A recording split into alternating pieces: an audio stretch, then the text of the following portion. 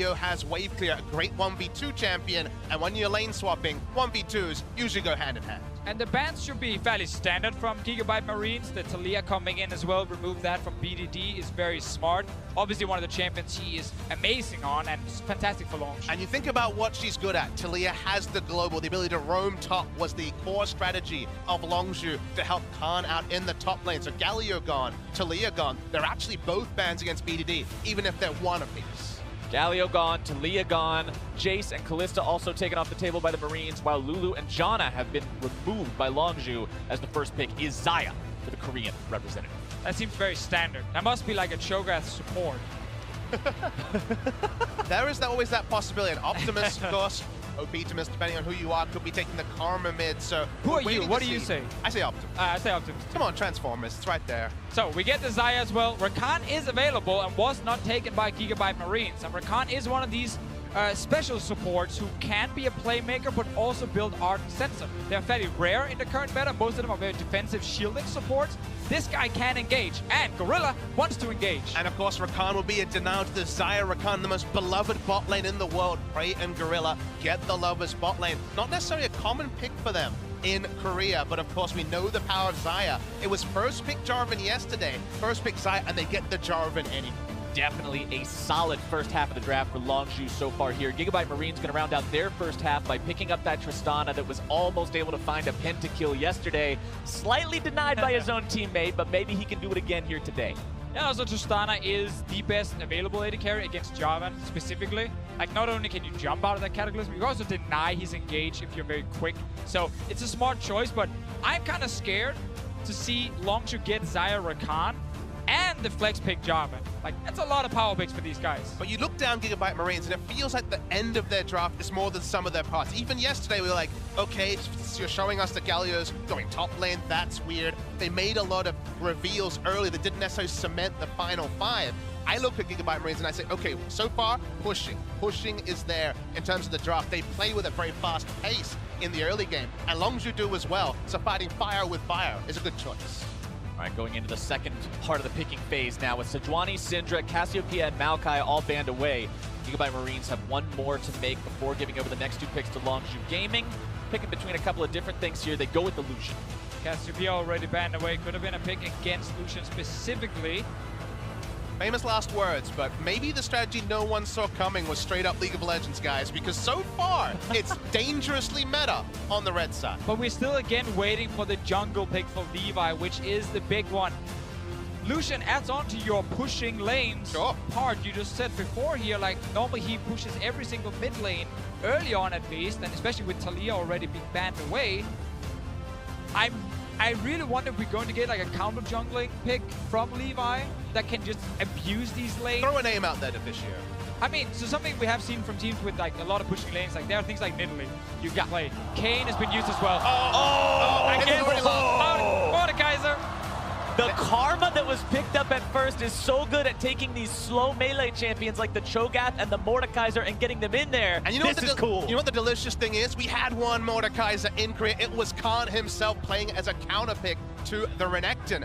This champion works in a 1v2, and I think we're getting spicy. I'm once again smelling a bit of a lane swap because Cho'Gath, while he's not an amazing jungler by any means because it takes a lot of time before he really comes online, he does offer wave clear in the early game. So if your job is to hold in a lane swap with your top laner, Cho'Gath actually works there. It's not a carry pick for Levi, it's actually completely different. So I'm thinking the lane swap for now. Mordekaiser, of course, could just take the 1v1 lane. I mean, lane swap has to be on your lips. It is Archie, has played it in Soul. It's one of those ones we saw. The Mordekaiser and the Urgot were the edge meta picks that we thought, what if, what if, what if? The what if starts now. The what if for this game should be absolutely amazing to watch. Mordekaiser, something that no one expected. Well, I'm sure a couple people probably expected it, but by and large, we did see it in solo queue, fair enough. But heading into this game, GIGABYTE Marines are not disappointing already as we're loading in.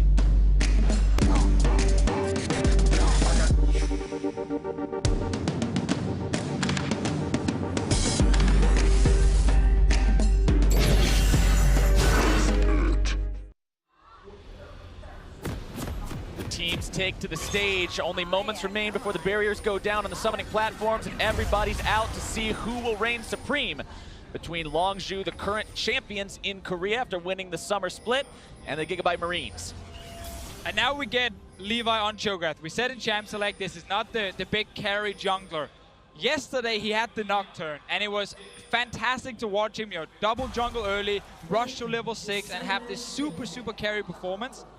It's gonna be different. And let's talk about how LONGZHU should approach this, because we watched yesterday a 4-point, 5-point defense very defensively. Whenever you're against what ifs, I really like barreling in as 5. It's the same as if you're in solo queue, you go in as 5 against, say, a Blitzcrank, expecting to invade yourself. LONGZHU are going to get extra information, as we get a bit of information about Levi. Yeah, they have to try to get a little bit of control over this jungle. You can see on your screen right now the numbers that Levi put up yesterday. Absolutely insane performance on that Nocturne, thanks to his team giving him so many resources. LONGZHU wants to shut that down this time around. So we are going back to the old lane swap meta, where you used to go in and place this ward all the way at the enemy inhib turret, between the tier 2 tower and inhibitor turret right there. Simply to spot if someone is moving from base down to this bottom lane. We're really old school now. They really are going all the way back in time to keep an eye on who's going to be walking down that lane so they can make sure they respond in time. Let's see, this looks like the same kind of start as before, where Levi and Archie will double jungle, but LONGZHU looking like a team that wants to steal a blue buff. LONGZHU looking like a team that watched GIGABYTE Marines game yesterday and knows these kind of tricks. Important to point, there was vision on the blue buff as it was started. There's information to the side of the GIGABYTE Marines that this has been taken away. Yes, understand the fundamentals of playing against a different strategy. Cheese, innovation, whatever you want to call it. It's what LONGZHU has been able to do day upon day. All right, look at this. So we got No Way in the mid lane with the Tristana. Optimus is going top lane with TP Lucian. And we have a duo jungling happening from the Karma and the Mordekaiser. And Levi are now invading the jungle on his own. And ladies and gentlemen, none of those two people you just mentioned have smite. Levi, the jungler, is invading, like you say, so they're trying to find experience wherever they want. For now, Jarvan, of course, is going to be pushed out of lane. Looking at the blue buff, it is going to be smited away by Levi. So Archie is now sitting with 50% experience here. So not all the way to level 2 just yet, but he has support next to him. So these guys are now playing in the bottom lane together. And remember that Mordekaiser gets the bonus EXP even if he's in a duo lane. It's part of the Champions kit. And now it's going to be BDD jumped on Levi. Using the flash, not quite able to find the rupture. BDD gets himself away, but it's both summoner spells. Yeah, BDD staying towards the bottom side, meaning that there was no chance for Levi to instantly silence him. Meanwhile, LONGZHU, they want to kill that bot lane. Going for a turret dive, both level 1, here we go! See if they can do it. Gorilla's able to find the knock up, the damage coming out. They grab the first blood onto Archie and make it 2. LONGZHU. And that's the counterpoint. Remember, yesterday we saw the attempt at the dive, but it was botched. LONGZHU do it clean. They draw all 5. They'll get the turret. There's no reinforcements pre-5 minutes, so even though Lucian gets some time, they cannot match the pace. And the most important thing here for LONGZHU is the fact they build up this very big minion wave you see on the screen. And as soon as the wave is hitting the tower, they are instantly diving, stopping Archie from getting experience.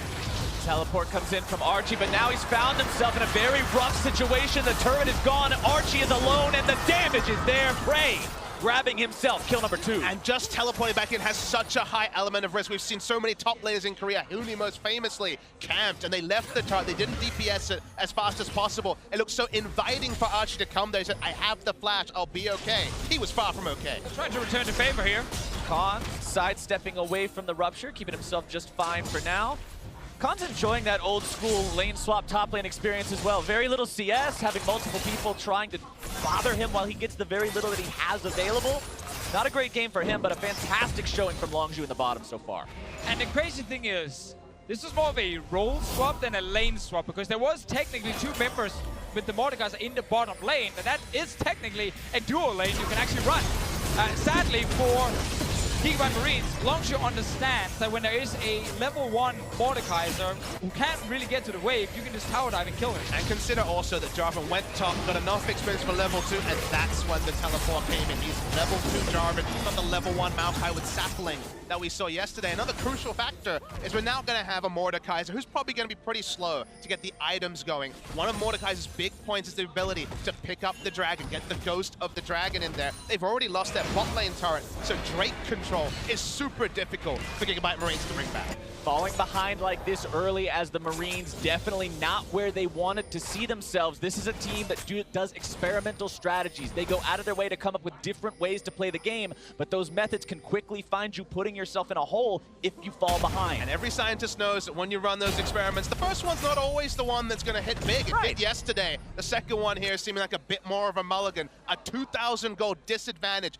Pre-5 minutes, it might even get bigger here as well. Here's the chase. Gorilla definitely looking to build that lead right now. Cuz coming around as well, takes a big swig out of the keg, throws down another one. Archie trying to keep himself alive a little bit longer. Why has is the BDD heal. here? BDD's showing up just to make sure he can grab some assist money or make it the kill. No, Cuz looks like he might take it instead, but BDD with the kill.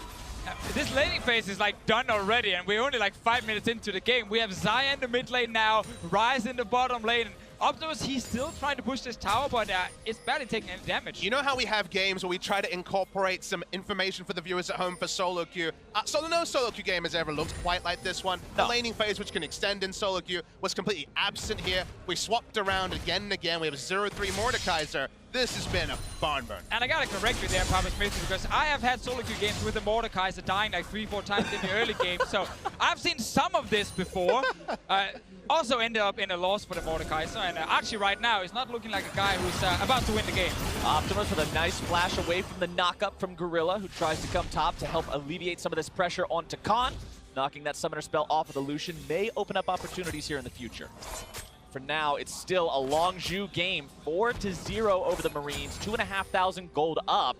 I just don't know what GIGABYTE Marines has to do to get themselves back into the game at this point. It's looking pretty dire. Yeah, exactly. Like, when you have these very special, unique strategies, you rely a lot on the early game to go your way. That's kind of where you're surprising people, because once you get to late game, it's a standard game. That will not be different. The fact that GIGABYTE Marines have not managed to actually get ahead now and just fallen really far behind means that we're now playing on LONGZHU's turn. And there were a lot of criticisms about Fnatic yesterday, saying, oh, they were surprised by the lane swap. Sure, they're set up around the lane swap, seemed a bit late, but they seem to know what to do. Dive bot lane, try to punish the two members there. The extra variant we saw from LONGZHU was them actually invading for those super deep wards, 2015, early 2016 style. That was kind of the capper. It gave them the extra information. They executed cleaner, and this could have been yesterday with Fnatic and GIGABYTE Marines, but just ends up being LONGZHU doing it better here and reaping the rewards. You've got to respect LONGZHU for doing their homework on this one too, saying, hey, look, GIGABYTE Marines, they like to play this really weird lane swap throwback. We need to be prepared for it. We need to get those I like down. to think that the coach has kept consistent notes for the last 3-4 years and just tabs back through, gets back to 2015. It's like, all right, okay. But you notice this, it happens with, say, when Evelynn comes back into the meta, people forget, wait, you can ward cants, not just control wards to go along to your sides. And the same thing rings true when the lane swap meta, which GIGABYTE Marines solo are trying to bring back, explodes back into favor. It's nicely done there. Optimus is here, but so's Levi. Oh, 2 versus 2, make it a 3 versus 2. Optimus now going to be the one who's caught out. Ignited, might be brought down here. Knockup going to be dodged away from, but Khan still got the dunk, grabbing himself the kill. Levi just going to have to back away. Cuz was there for the reinforcements. 5-0. Now the kill score. Things looking rough, Divicio. Yeah, we definitely see LONGZHU with great decision-making here. Very quick on these calls, knowing exactly how to punish. And obviously some mechanical plays going in their favor. Right there, Optimus needs to be able to dodge the knock-up from the Java, and if he wants to actually try and take this fight. Side to him, didn't happen, and that is one of the reasons he went down. Meanwhile, in the bottom lane, the Mordekaiser is farming. He is sitting with 60 CS, so it's not terrible in terms of their creep score, but 0-3 is kind of rough. The itemization is going to be interesting. I imagine Rylai's and then just situational is where he'll go. It's always kind of been the Mordekaiser item. Post-rework helps with the Ghost of the Drake that, okay, they're probably not set up to take. And now we see some damage bot lane and Gorilla's here again. I don't know how well this is going to end for Archie. Again, taking a lot of damage there from BDD. Forced to back himself up. 0-3-0 on the Mordekaiser so far. I also love that Gorilla is like, I'm just going to go Moby Boots really early. This is clearly a game where the laning phase is done. I'm just going to move around as fast as possible, and he's in every single lane. Like, so this is a play from top here. Optimus needs to be able to dodge this knock-up here from Khan. He gets actually hit by it, so now he's stuck in place, taking even more damage. And he flashed from the previous gank, you'll remember, when he flashed with the culling up, so Khan dunks him down. somehow this game has become a hodgepodge of something from every single season. I mean, the pure roaming from level 1 was kind of a season 1, season 2 strategy. Throwback to Heart of Gold and Philosopher's Stone. You buy the gold generation items and you walk around the map from level 2. Well, he's got the gold generation, he's got the fast boots, and yep, trying to make plays wherever he goes. It's kind of a counterpoint to yesterday where he kind of had to sit in lane as Karma and die repeatedly. Also yesterday, GIGABYTE Marines in that Fnatic game, like, they got so much gold. It was actually insane how quickly they managed to build up this huge lead in that game. At 15 minutes, they had 28,000 gold, and the average, every other team doing that day was 23,600.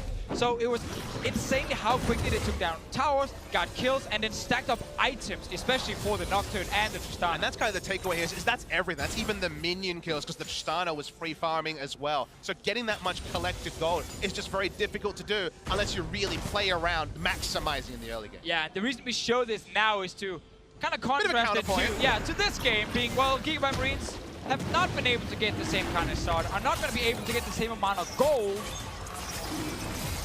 And just look at the pace of the game right now. This isn't that high-powered, high-octane, super hectic type of style that GIGABYTE Marines likes to just thrive in. This has been slowed down now by LONGZHU to the point where they're in control. GIGABYTE Marines doesn't feel as comfortable taking the driver's seat on this one, and it's just relaxed to a more comfortable pace. But remember that LONGZHU, compared to their compatriots, are on the more aggressive side. They will not be giving up Rift Heralds for free if they can help it. Let's see what they can do about this one. Rift Herald already now been secured by the GIGABYTE Marines, but they've once again found their way onto Archie, who's going to be bursted down. Prey grabbing the killing spree on that one.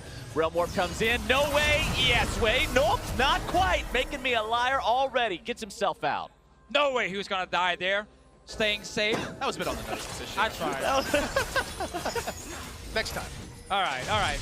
Thanks for calling me out, guys. As Archie was dying, you'll get him next time, bud. As Archie was dying, Crucial Factory did pick up the Rift Herald. It could have gone and been unable to be picked up, was picked up there, so at least they have something to show for their day. Oh, the teleport. Here we go. Teleport coming in. Double TP. LONGZHU immediately collapsing onto it. Archie looking to get himself out of the way. Harvesters of Sorrow keeps him alive for an extra second. Prey going to be going on a rampage.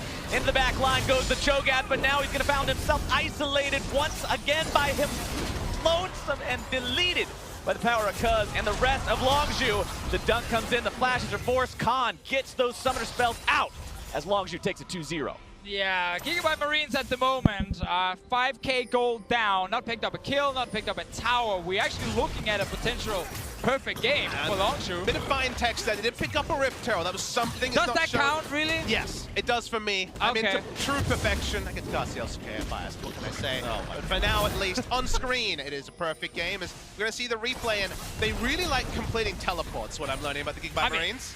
When you TP flank as a 0-4 Mordekaiser and a Lucian, then you know you are trying really badly to force a team fight.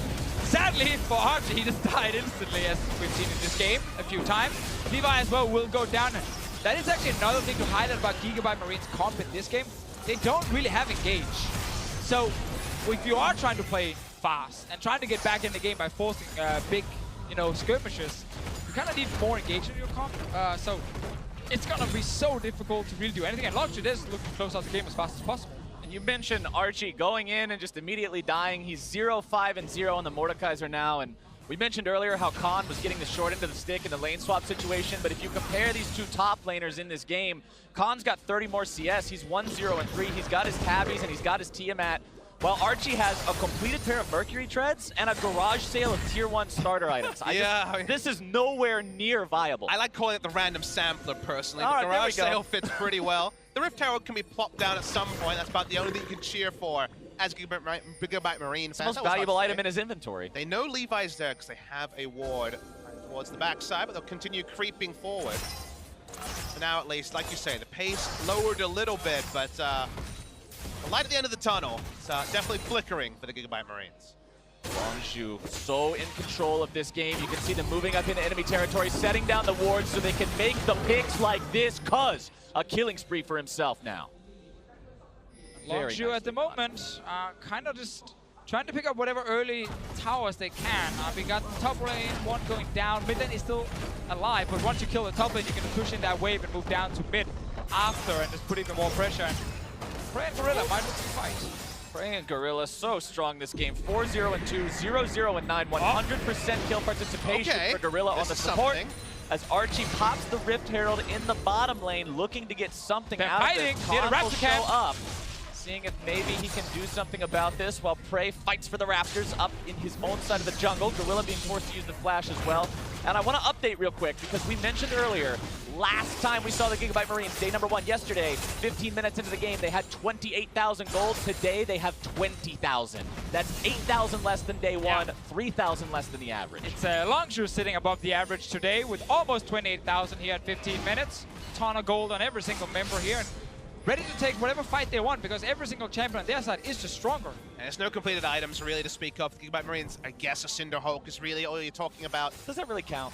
You're going to have to start looking and being half-truths and trying to make things look good for Gigabyte Marines, because turning has been through a bit of a horror movie here for them.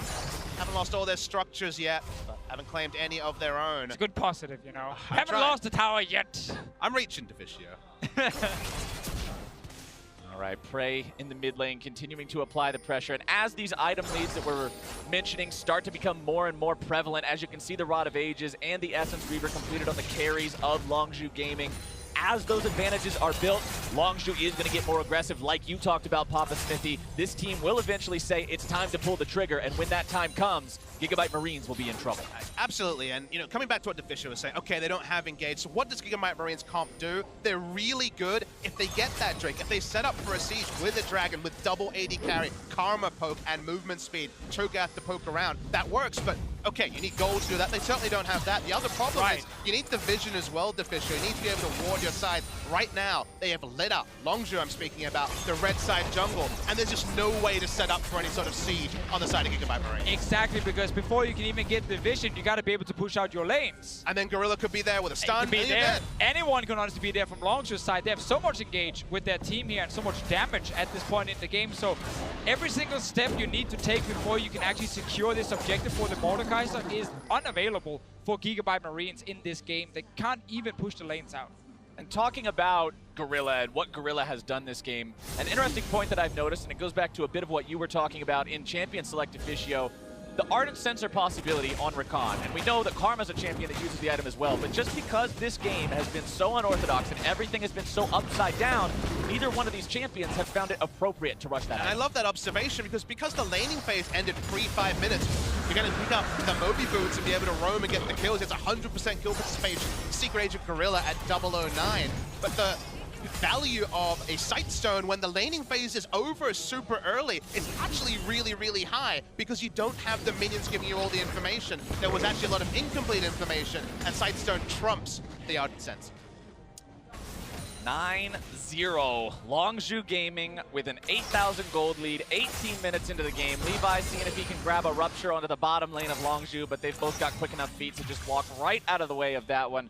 No fear on these guys just because of how far ahead they are. Even if you don't have the flash up on Gorilla, you're not really worried at this point. Prey's got everything. I just don't see a world where they're able to be pushed back at all. I mean, you kind of look at the map, and usually you want to draw a diagonal line where one team owns a side. Right now, the diagonal line maybe includes minions pushing into the secondary turrets. It certainly doesn't include either side of the jungle for the Gigabyte Marines, so they're being starved out, even though LONGZHU's doing nothing fancy. But don't worry, Papa Smithy, because RG finally has an Amp Tome, so he's getting closer to a real item. He's sitting on 1,800 gold. He's going to get a Rylai's when he goes back to base. He's on his way. This is their first crucial power spike for Archie. He's walking to it as well. He's actually walking on it. Taking his time. I'm getting there eventually. If you haven't gotten it yet, you can definitely spare a few more seconds. Well, he finally gets it. 19 minutes into the game, the Mordekaiser has his first non-boots item completed. Maybe that'll make him a little bit better off, but he's still got one hell of a mountain to climb if he wants to stand toe-to-toe. As the viewers can hear, we are trying very hard to find the positives here for Archie specifically on this Mordekaiser. Usually glass half full play-by-play or an us isn't followed by rip-snorting laughter, but that's where we're at right now. Sorry, guys. At this point in time, you've just got to laugh through the pain if you're Gigabyte Marines, because things have just gone from bad to worse. Now they lose their 5th turret of the game. They're down 10,000 gold, and Baron will be live in 25 seconds. And this, of course, is what will happen if you are like a boom or bust team who is trying to have these new strategies that no one else is using.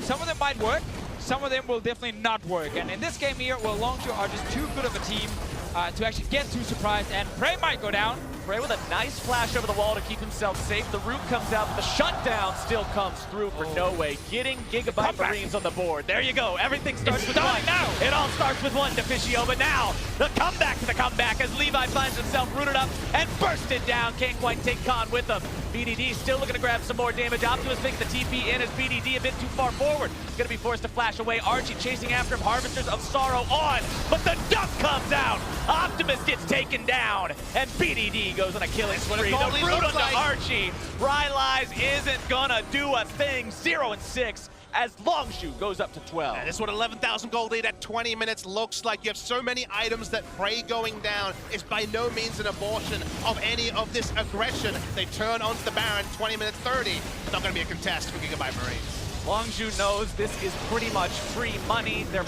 doing pretty much nothing to secure the back end of the pit because they know that they don't have to worry about it. The whole jungle is warded. They've done the proper steps to prepare. The Duskblade first completed item on Khan's Jarvan, by the way. This is what happens when you piss off the man who plays carry tops all the time and make him sit under his turret all game. You're gonna pay for it. Now we don't have to talk about any sort of perfect game ramifications because Frey, he took too many liberties. They didn't have complete vision over both sides. He went down, but that didn't dissuade LONGZHU. He is an inexperienced player, so he was obviously just overextended there. Happens for the rookies. Let's see in this fight. GIGABYTE Marines, after the 1 kill onto Frey, kind of ran out of cooldown. So while Archie did actually join with that crazy Rylai Scepter here, he's not really able to deal enough damage, and Khan with that Duskblade, he's in top lane now.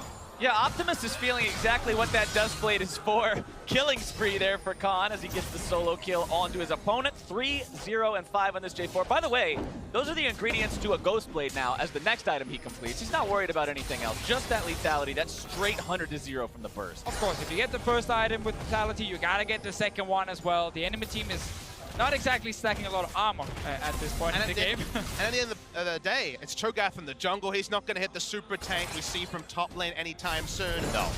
There's a Rylai's, but nothing else to talk about from Archie. So you're basically one-shotting everyone on the side of GIGABYTE Marines, and any more items, and that's basically all 5 for him. Oh, by the way, knock, knock, bottom lane. It's LONGZHU as Khan goes on a rampage top side. We don't even get to see it because he kills Archie too quickly. 4, 0, and 5 on the Jarvan. The bottom lane inhibitor turret falls. The inhibitor will go shortly thereafter. They don't even care about going to the other lanes because the GIGABYTE Marines can't walk safely through the middle of their own base, and LONGZHU will look to end. There's no TP from Khan though, so he's stuck in base. It's only 4 vs 4 up here, and LONGZHU decides to step away for now, at least. Oh, never mind. Levi made the mistake of walking up to the wall of his own base. Now he's gonna pay for it, taken out. LONGZHU are just so threatening at this point. They're here to win and get out, not wasting any time. The fastest game of groups yesterday, I believe it was 24, 26 minutes, something around that, as GIGABYTE Marines beats Fnatic. And they might just lose that quickly to LONGZHU here today. 23 minutes in, the team is on to the second inhibitor turret. No contest on that one. Second inhibitor probably won't tell a different story. Baron up minions now in the bottom lane. 1 minute left on Baron buff. LONGZHU 5 men strong. Looking to end for real this time. Archie, the flash will keep him alive for now. Losing a good chunk of his HP though. Nexus turret number 1 gone. Number 2 quickly going to be telling the same story. No Way has to jump out of the way as Archie is rooted and taken down. The damage coming in from Khan. Levi, the next target, not quite going to be hit by the knockup. But LONGZHU has their sights set on the remaining members. Gorilla finally falls to Levi.